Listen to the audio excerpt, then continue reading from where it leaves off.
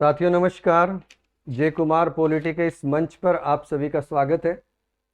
हमने संघ की कार्यपालिका शक्ति को पढ़ लिया था।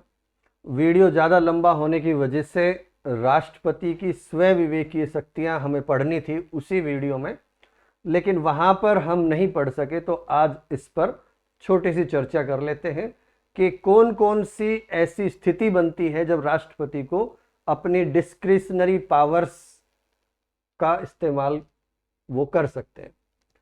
देखो, टॉपिक राष्ट्रपति की स्व विवेकीय शक्तियां, discretionary powers of the president.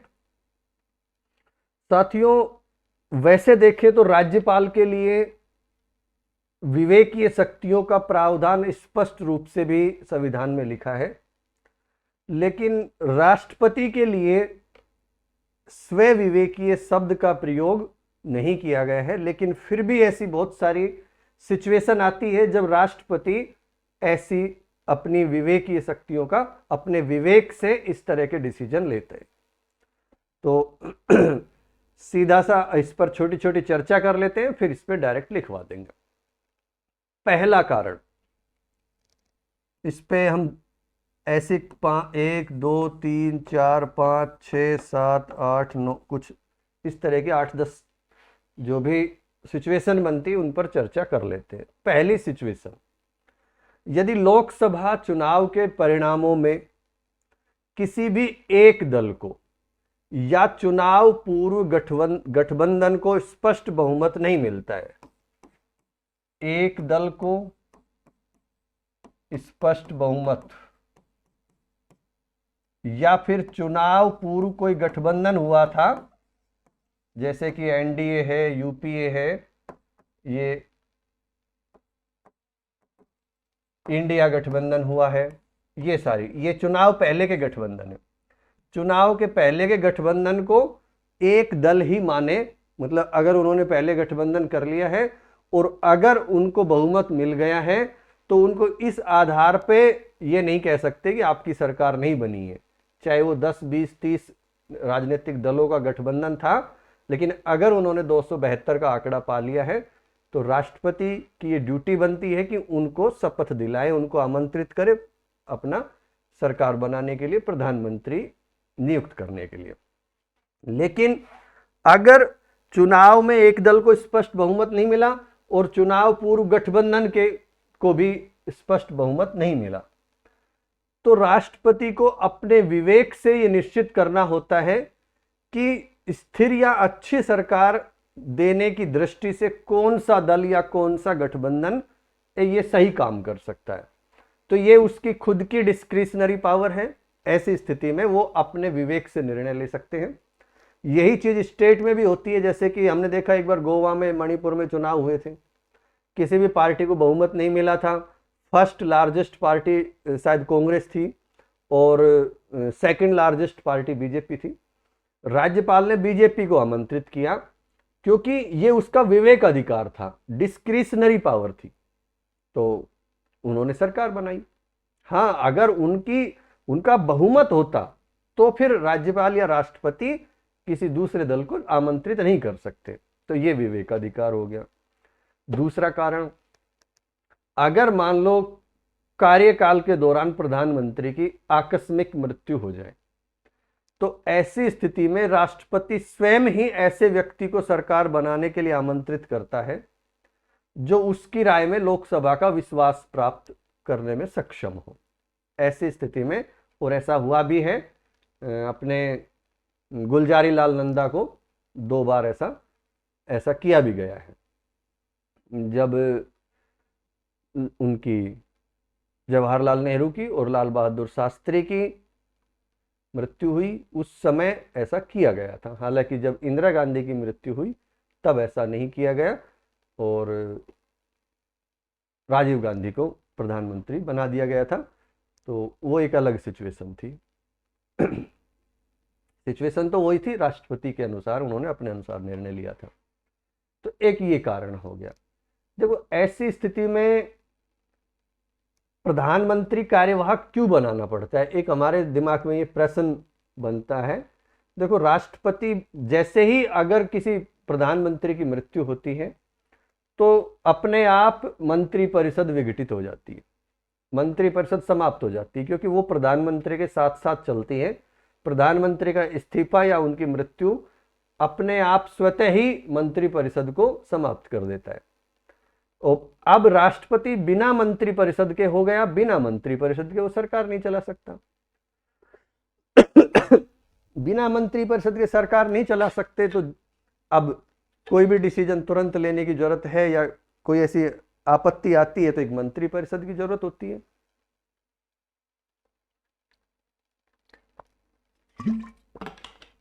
मंत्रिपरिषद की जरूरत होती है तो फिर वो जब तक कोई परमानेंट प्रधानमंत्री बनाए उससे पहले कार्यवाहक प्रधानमंत्री बना दिया जाता है ताकि काम चलाऊ एक मंत्रिपरिषद बनी रहे। तीसरा एक सिचुएशन ये होती है, यदि कोई भी प्रधानमंत्री लोकसभा का विश्वास खो दे या फिर अविश्वास प्रस्ताव, नो कॉन्फिडेंस मोशन या फिर विश्वास प्रस्ताव, कॉन्फिडेंस मोशन का सामना करने की बजाय राष्ट्रपति को लोकसभा विघटित करने का सलाह दे। यानी उसको या तो उसने विश्वास खो दिया है या उसको अविश्वास प्रस्ताव या विश्वास प्रस्ताव का सामना करने की बजाय वो ये सोच रहा है कि भाई वो सलाह दे रहा है कि आप ऐसा करो, लोकसभा को भंग कर दो। उस स्थिति में राष्ट्रपति का ये विवेक होता है कि वो लोकसभा को भंग करे या ना करे, या फिर किसी अन्य को सरकार बनाने के लिए आमंत्रित करे। ये राष्ट्रपति की विवेकाधीन शक्ति है, ये वो स्वयं निर्णय लेगा, क्योंकि उसको लग रहा है कि वो बहुमत उसका नहीं है इसलिए वो भंग करने की सलाह दे रहा है, या वो विश्वास मत में या अविश्वास प्रस्ताव का सामना करने से डर रहा है, तो फिर राष्ट्रपति अपने विवेक से निर्णय लेता है।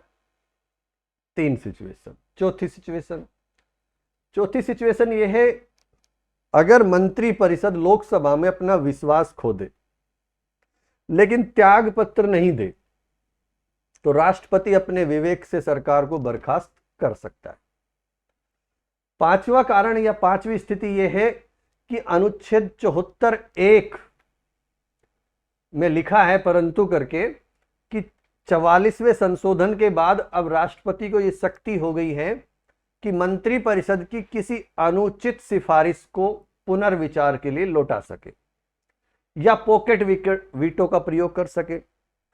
तो ऐसा KR नारायण ने किया है, इसका प्रयोग किया है, मंत्रिपरिषद की सिफारिश को पुनर्विचार के लिए लौटाया है।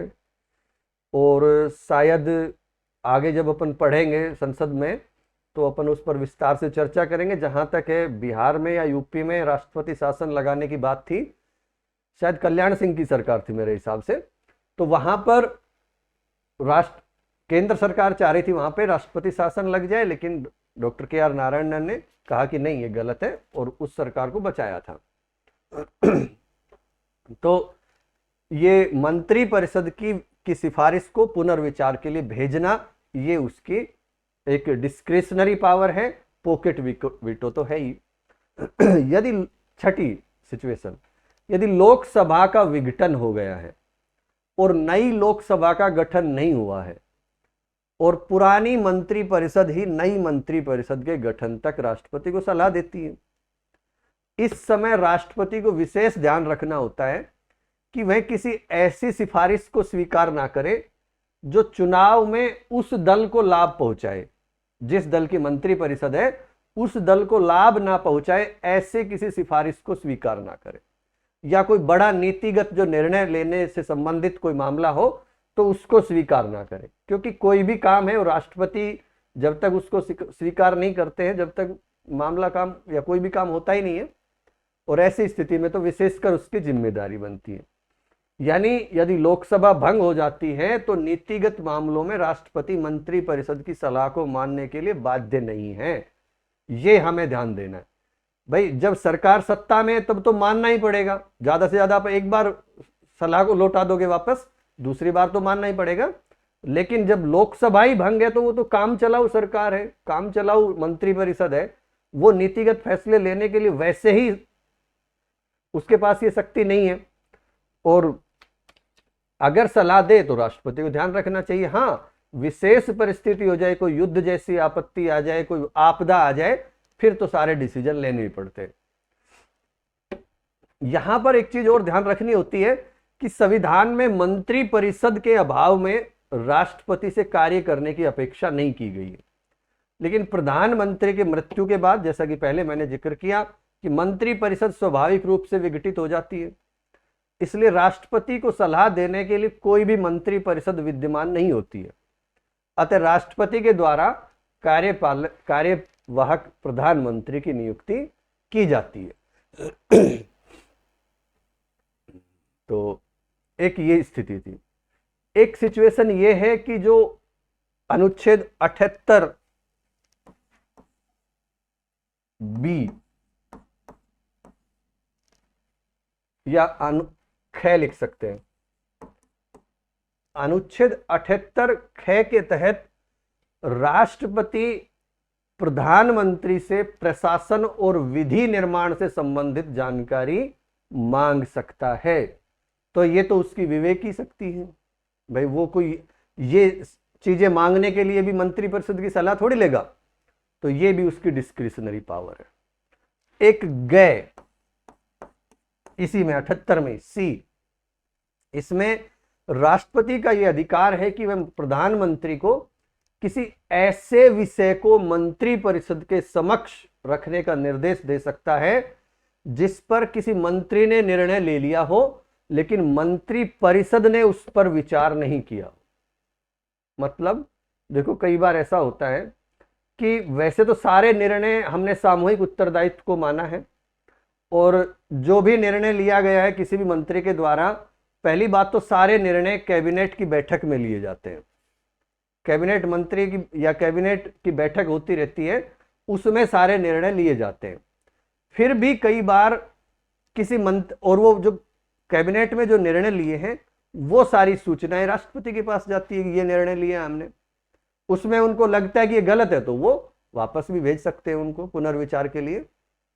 हालांकि पुनर्विचार के बाद दोबारा भेजी हुई सलाह को तो मानना ही पड़ता है।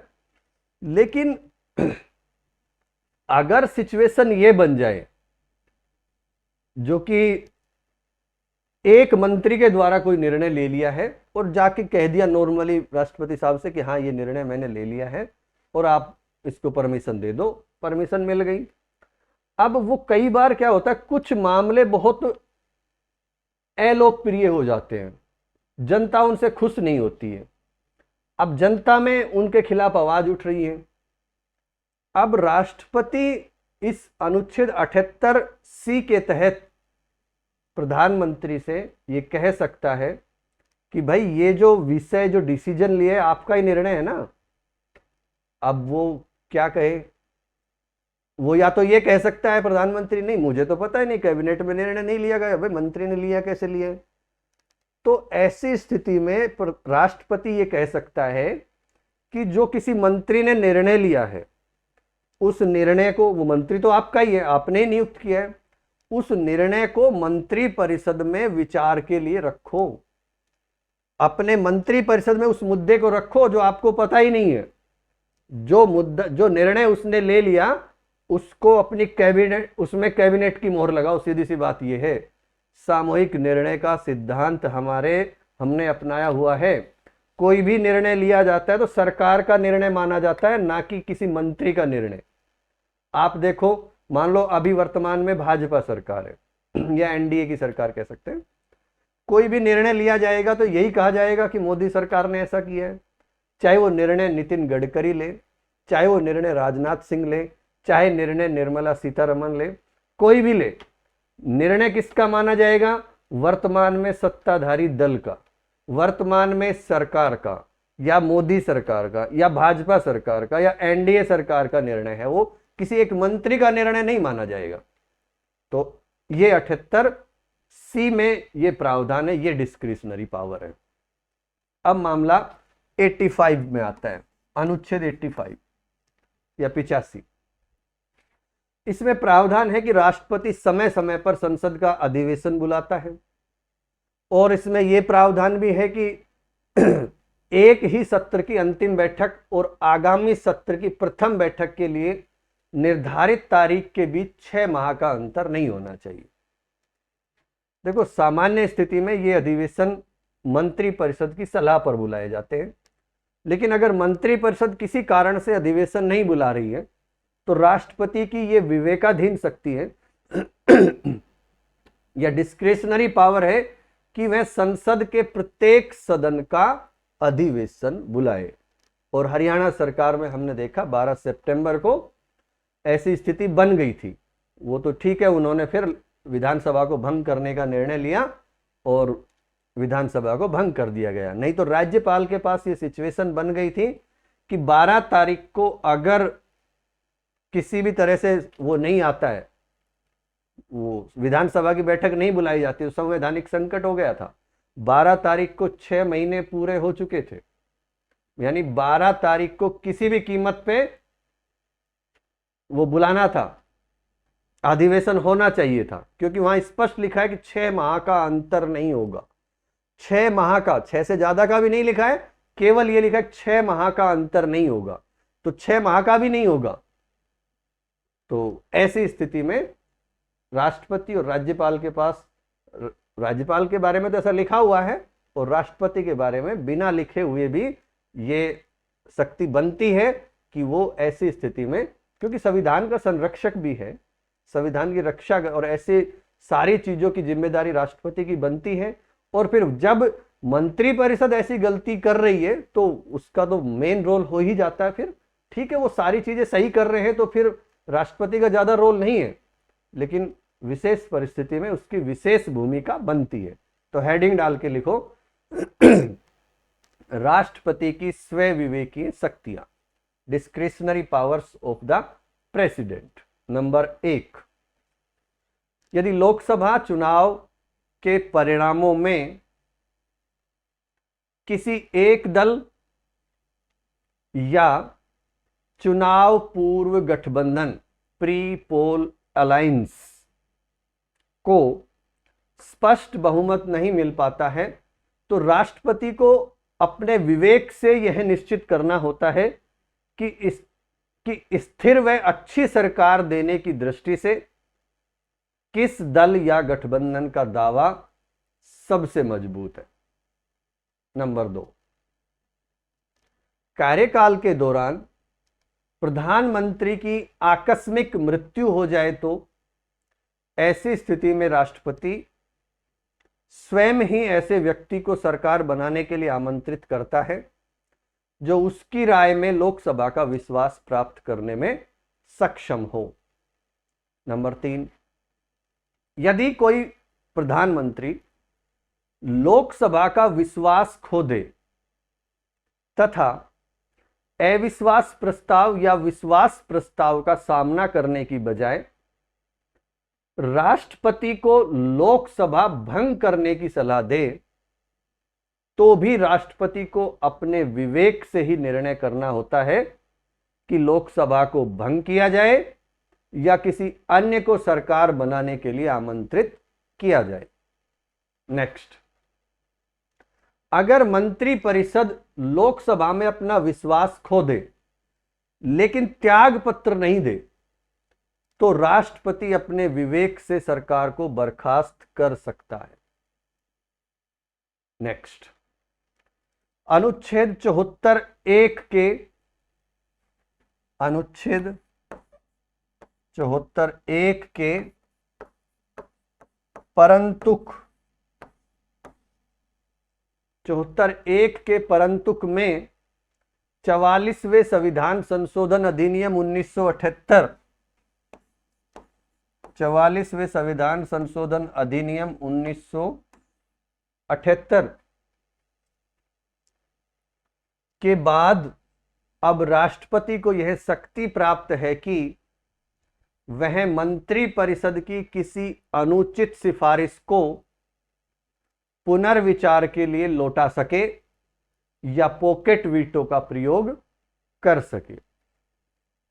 नेक्स्ट, यदि लोकसभा का विघटन हो गया है या नई लोकसभा का गठन नहीं हुआ है तो पुरानी मंत्रिपरिषद नई मंत्रिपरिषद के गठन तक राष्ट्रपति को सलाह देती है। इस समय राष्ट्रपति को विशेष ध्यान रखना होता है कि वह किसी ऐसी सिफारिश को स्वीकार ना करें जो चुनाव में उस दल को लाभ पहुंचाती हो या कोई बड़ा नीतिगत निर्णय करने के संबंध में हो।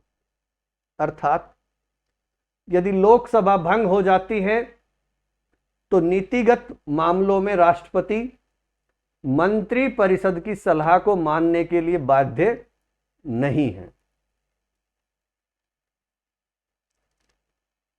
नेक्स्ट, अनुच्छेद 78 ख के तहत, अनुच्छेद 78 बी या ख के तहत राष्ट्रपति प्रधानमंत्री से प्रशासन और विधि निर्माण से संबंधित जानकारी मांग सकता है। नेक्स्ट, अनुच्छेद 78 ग या सी के तहत राष्ट्रपति का यह अधिकार है कि वह प्रधानमंत्री को किसी ऐसे विषय को मंत्रिपरिषद के समक्ष रखने का निर्देश दे सकता है जिस पर किसी मंत्री ने निर्णय ले लिया हो लेकिन मंत्रिपरिषद ने उस पर विचार नहीं किया है। नेक्स्ट, अनुच्छेद 85 के तहत राष्ट्रपति समय समय पर संसद का अधिवेशन बुलाता है। इसमें यह प्रावधान भी है कि एक सत्र की अंतिम बैठक और आगामी सत्र की प्रथम बैठक के लिए निर्धारित तारीख के बीच 6 माह का अंतर नहीं होगा। ध्यान रखना, इसको अंडरलाइन कर लेना, 6 माह का अंतर नहीं होगा, मतलब 6 का भी नहीं होगा। 6 से ज्यादा तो कभी आप ये सोच रहे हो कि 6 से ज्यादा का अंतर नहीं होगा, 6 का तो हो सकता है, नहीं, 6 माह का ही अंतर नहीं होगा।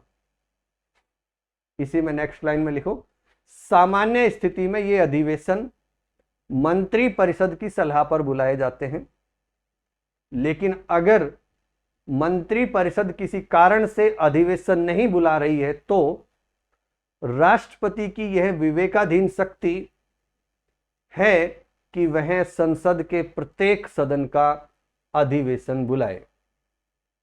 नेक्स्ट, एक लाइन और लिख लो, हमने राष्ट्रपति के बारे में काफी कुछ पढ़ा है।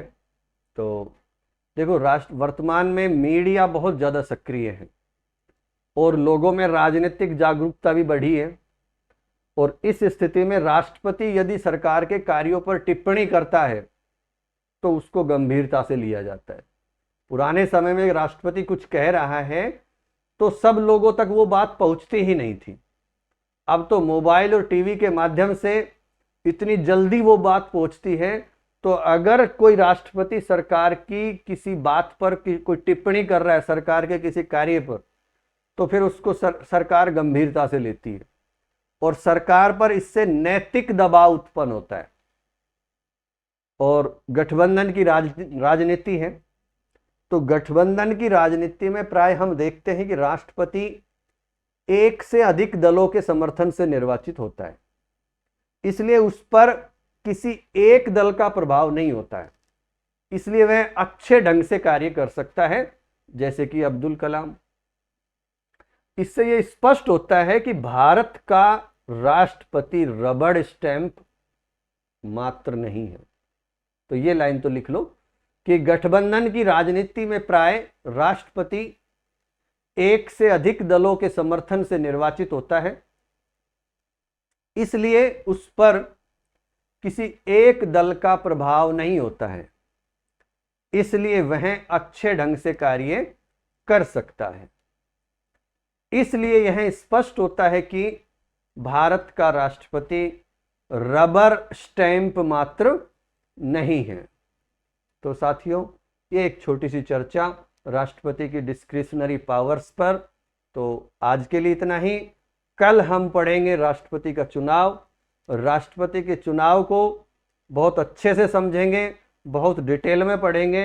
लगभग एक बड़ा वीडियो बनेगा जिसकी भी ये समस्या रही है राष्ट्रपति चुनाव से संबंधित, क्योंकि मेरे पास सबसे ज्यादा प्रश्न उसी से संबंधित पूछे जाते हैं, कॉन्सेप्ट से रिलेटेड जो भी प्रश्न पूछे जाते हैं और राष्ट्रपति चुनाव से संबंधित प्रश्न पूछे जाते हैं।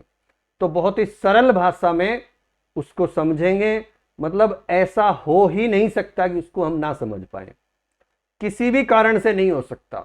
इतनी डिटेल में उसको पढ़ेंगे तो एक लंबे टॉपिक को पढ़ने के लिए अपने आप को मानसिक रूप से मजबूत बना लो। और आज के लिए इतना ही, धन्यवाद।